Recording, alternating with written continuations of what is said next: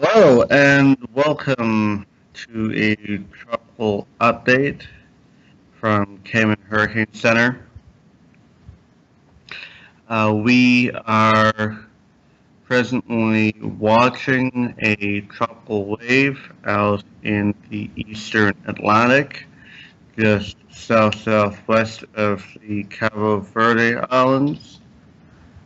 This tropical wave is moving generally westwards. Um, and we think that this could develop into our next storm and potentially could be our first hurricane for the season. I'll go into detail with that in a sec. Just also mentioning as well the former tropical depression number 4, which was when I did last do the update, was located about here. Located more or less about here. It had degenerated into a tropical wave, and then the tropical wave had moved generally westwards, and then another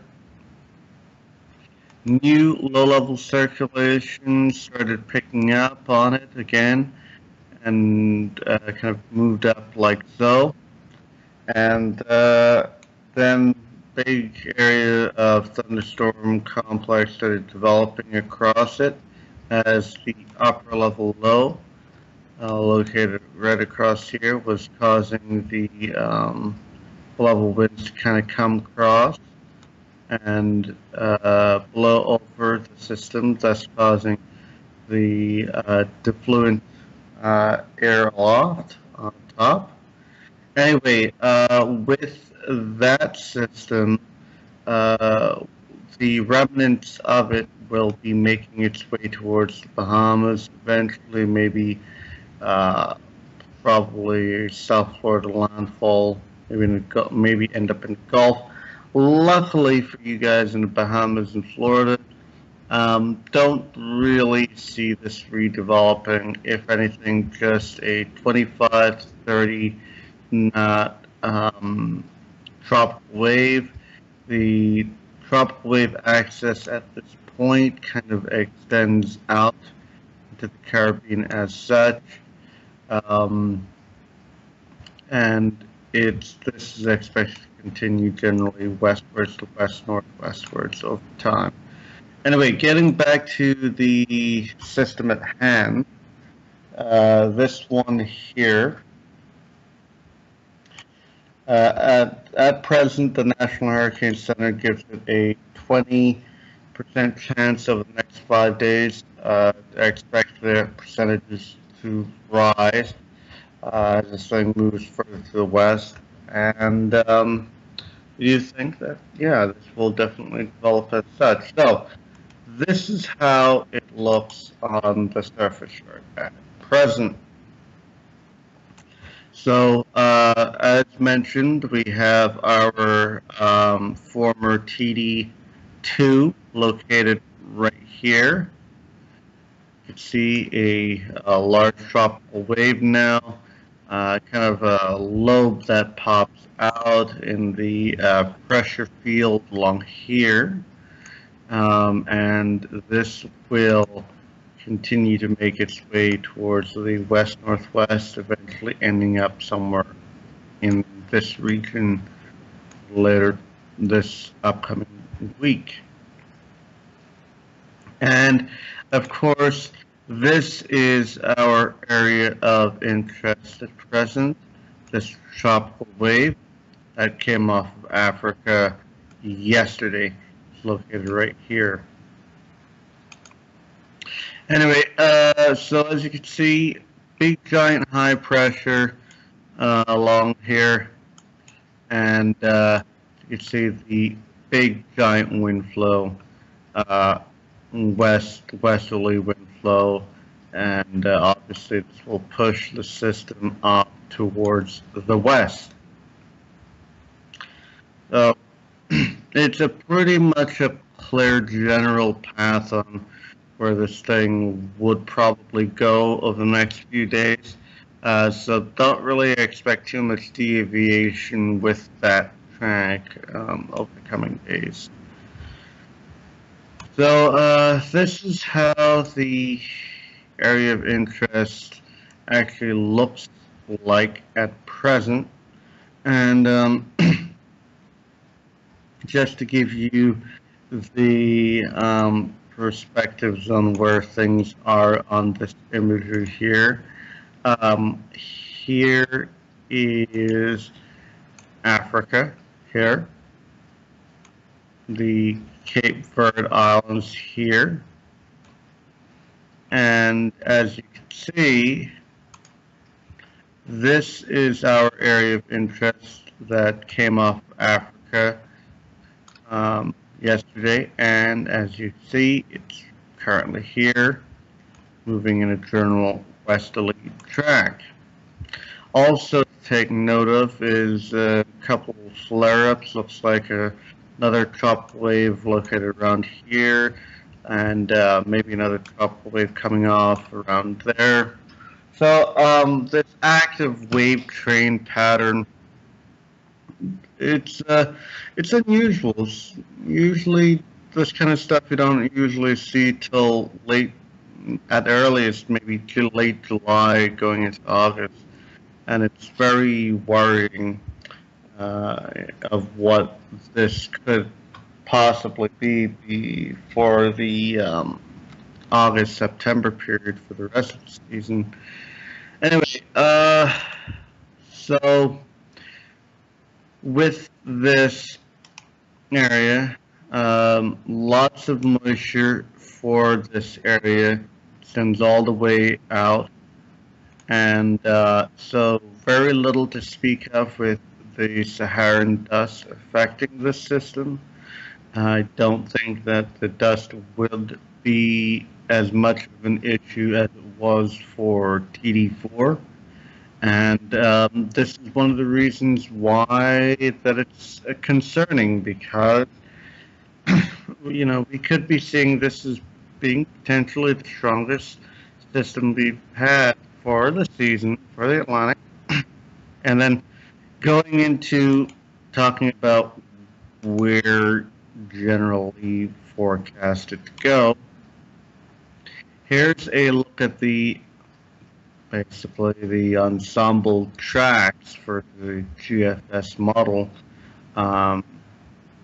yesterday. The models are currently updating, so I don't have the tracks, the latest track on me at the moment for the ensemble. But as you can see, the GFS ensembles actually don't really do too much. The system would be here at present, and as you can see, it doesn't really do much till it reaches around this area or even this area, and then it just kind of generally tracks west and then kind of north of due west, and then maybe a bit more west-northwest track from once it gets towards the Caribbean. But what I am interested in is the close grouping of all these on this system, and it shows that it has the tight grouping pretty much in the Windward Islands, more or less, the southern Lesser Antilles, and that's quite concerning, especially what that could potentially end up doing later when the system does get here in this future track. I'm not going to go too much into what that will be, as it is probably more than 5 days out, but I am concerned that islands anywhere from Trinidad, Grenada upwards to Barbados, St. Lucia, Martinique, I'm even worried about some areas like Dominica that could get some impacts off of this. So it's quite concerning. And then when you look at the operational GFS model here, bring that up. Now this is over the next 5 days here. And one of the big things that easily catches the eye is that, okay, it starts up, but doesn't really develop much till about this point here.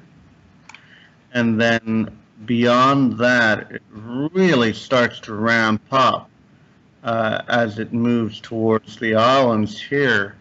And at this point, this is pretty much a hurricane, and the GFS has been really consistent on this sort of track, at least within going into the 5-day period ahead, a track that takes it towards generally Barbados, St. Lucia, Grenada area, Trinidad, or should I say Tobago area, and indicating as such as possibly hurricane. I mean, it's been bouncing back a little bit.